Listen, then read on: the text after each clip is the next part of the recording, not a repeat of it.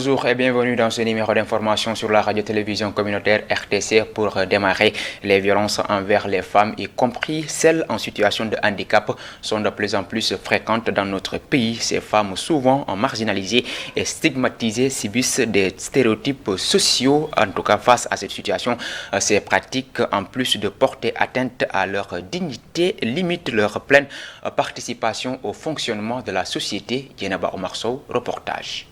Les femmes en situation de handicap, quelle qu'en soit la forme, sont souvent stigmatisées, marginalisées et parfois même violentées. Ces pratiques, en contradiction avec le respect des droits humains et de la dignité de la personne, témoignent d'un profond manque d'inclusion et de justice sociale. Il y a des violences physiques, des violences verbales, des violences économiques aussi, même les mariages. Même les mariages, quand tu es amoureux de quelqu'un, il te dit, tu vas voir mes parents, mais quand ses parents te voient, ils te minimisent. Ils te disent, non, tu ne vas pas épouser cet handicapé-là. Le travail aussi, quand le matin, tu vas au travail, le bus là, quand tu arrêtes une bus, ils te voient que tu es handicapé, tu as une fauteuil roulant ou bien un béquille. Il s'en va. Dans leur lieu de travail, leur maison ou simplement dans la rue, ces femmes subissent des stéréotypes ancrés dans la société qui les dévalorisent et limitent leur potentiel. Parce que surtout les violences verbales, parfois les gens te disent la famille, comme Gumbogi, des proverbes comme la famille Borombaam lay faral.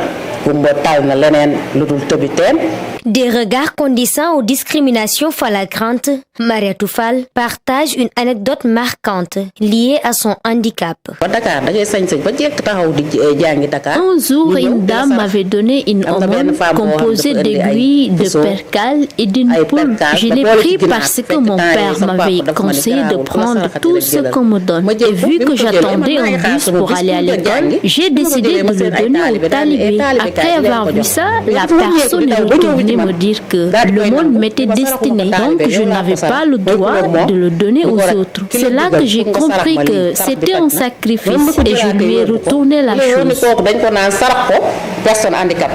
Tout ce qui ne tue pas rend plus fort, aiment-elles rappeler, une force qu'elles utilisent pour revendiquer l'application de la loi d'orientation sociale, une législation qui pourrait leur rendre leur dignité et leur place dans la société.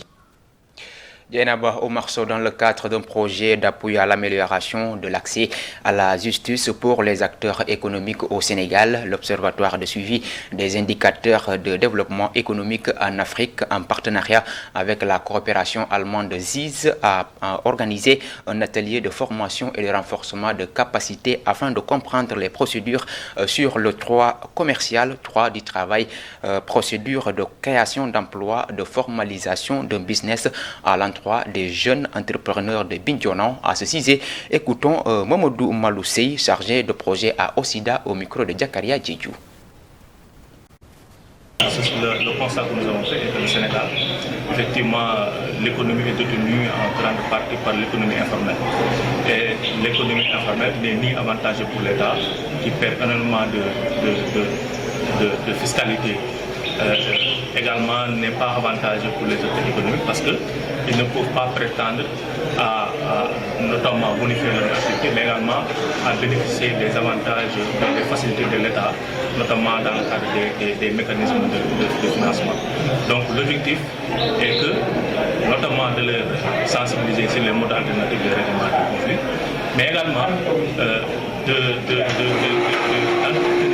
sur les thématiques que je viens de citer et qui les permettra en fin de compte, si toutefois ils appliquent toutes les recommandations qui sortiront de cette activité, de pouvoir bonifier leur activité, de sortir de l'économie de subsistance et aller vers une économie vraiment compétitive pour pouvoir capter les marchés qui sont au niveau local, mais pourquoi pas au niveau national.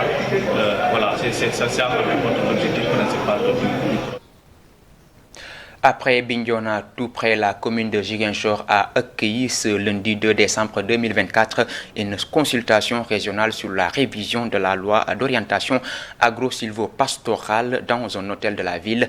Cette rencontre prévue ces 3 jours vise à construire une loi d'orientation agro-silvo-pastorale et halieutique consensuelle prenant en compte les enjeux de durabilité, de l'équité dans la répartition des ressources et les opportunités.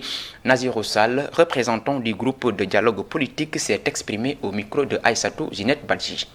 La rencontre d'aujourd'hui, on est venu faire un deuxième atelier test sur la consultation citoyenne sur la révision de la loi agro-silvo-pastorale halieutique qui a été votée en 2004.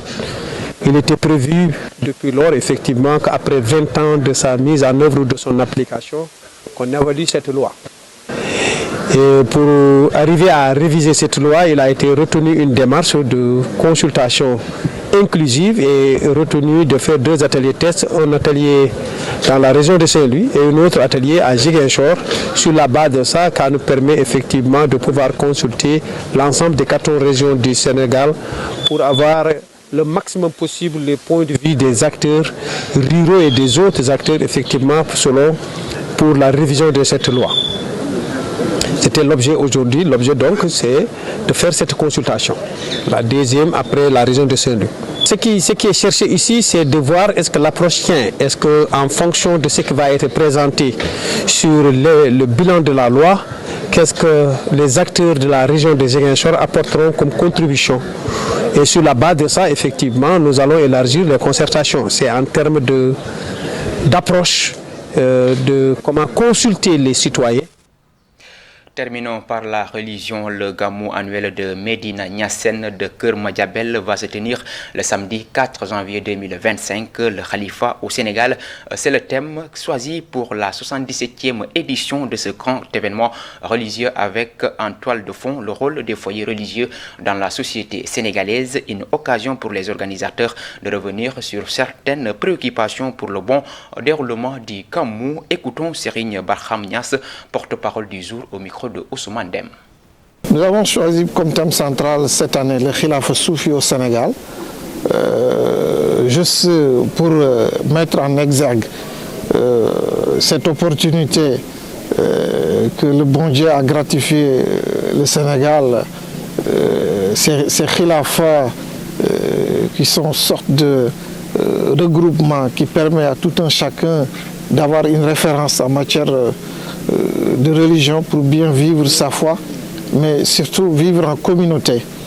Et nous avons jugé nécessaire que quand le bon Dieu vous donne quelque chose qui vous donne satisfaction, vous avez l'obligation et le devoir de penser sur comment pérenniser cette chose-là.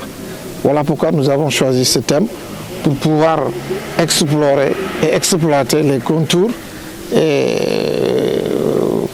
faire sortir, évoquer certains problèmes, essayer de leur trouver des solutions. C'est une sollicitation que nous avons renouvelée cette année aussi. À l'entrée de Keur Madiabel, il y a une voie de contournement qui fait quelque chose comme 4,5 km. Nous avions demandé son bitumage. Maintenant, pour les autres sollicitations, c'est presque devenu une routine. La sécurité, la santé, le secours et tout ça. Tous ces services de l'État qui sont là, nous ont aussi renouvelé leurs engagements, comme quoi ils vont faire le nécessaire. Mesdames et messieurs, c'est cet élément qui met fin à ce bulletin d'information sur la radio-télévision communautaire RTC. L'information revient à 12h en version polar. D'ici là, portez-vous bien. Au revoir.